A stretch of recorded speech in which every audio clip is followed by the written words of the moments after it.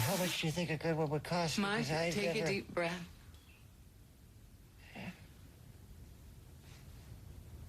And let go. Do I seem anxious? You do a little. Welcome back. That was a clip from the film The Surrogate, which is getting rave reviews at the Sundance Film Festival this week.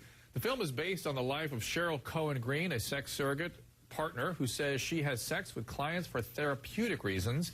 But the question is, does sex surrogacy really help people become healthier, more comfortable with their sexuality?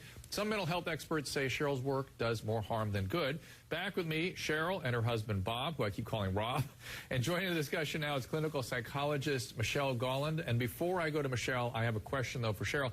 Cheryl, I'm an internist by training, and I have a couple of concerns before we get into the psychodynamic aspects of this, or the mental health aspects of it, I should say. Are you aware of what the leading implication is of erectile dysfunction in, say, a middle-aged male? The leading implication? The leading implication. I mean, what every internist immediately does when we see that problem.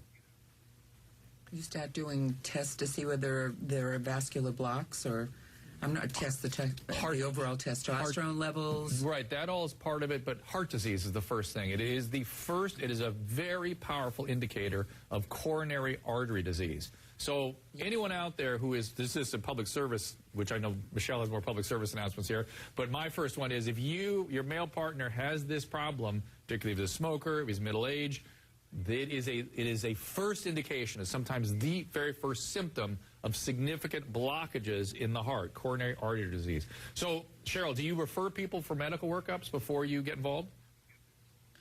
No. The referring therapist does that. Do you check to see that they've done that? I mean, I worry you guys going to have a coronary. No, that's never happened, but the referring therapist often, after reviewing, seeing the client for several sessions before I'm even brought into this situation, and often I'm not. I mean, not every man that goes in for concerns like that are going to see me, but she will have him have all sorts of checkups. Yes, okay. We are concerned. You may want to make sure, because therapists are not physicians, and you might want to be sure yourself to protect these men that in fact is done. So let me go to Michelle Golland. Start with you. Where do you think people should go when they need this kind of help? Well, I have to say, Dr. Drew, the first thing I want to say is this show should be a public service announcement and a warning around sexual surrogates. Because the things that I am hearing as a clinical psychologist are disturbing. And I work with couples and individuals with sexual disorders and sexual issues in my practice all the time. Do you want to ask Cheryl something about her training or experience that can either shine a light on that concern or maybe assuage your concern a little bit? Well, I think one of my concerns is, are you in an open marriage now?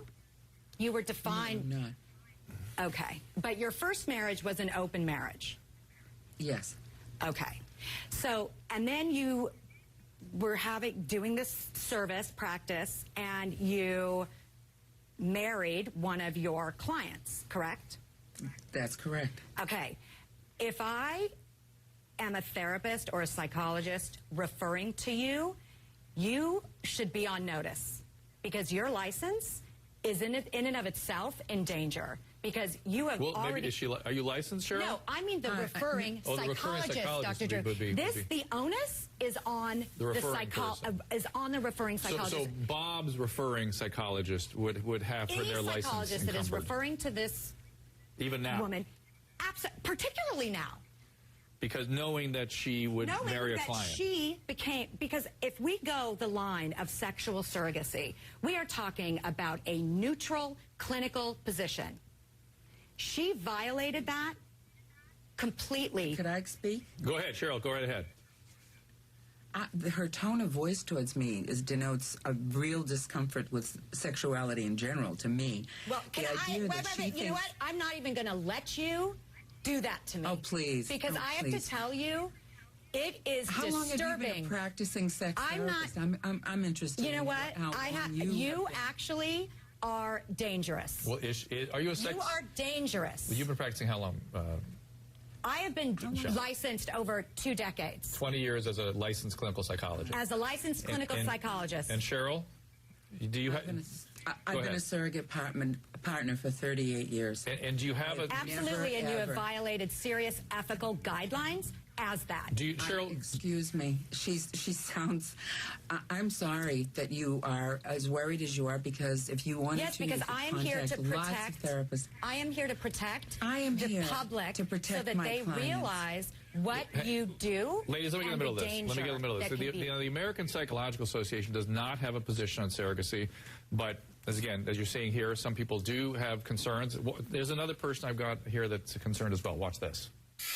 You have a person holding themselves out to be an expert or an authority figure, engaging in an act that puts another person in a position of tremendous vulnerability. That's Bethany Marshall. She's a psychoanalyst by training. And Cheryl, I'll let you respond now. Go ahead.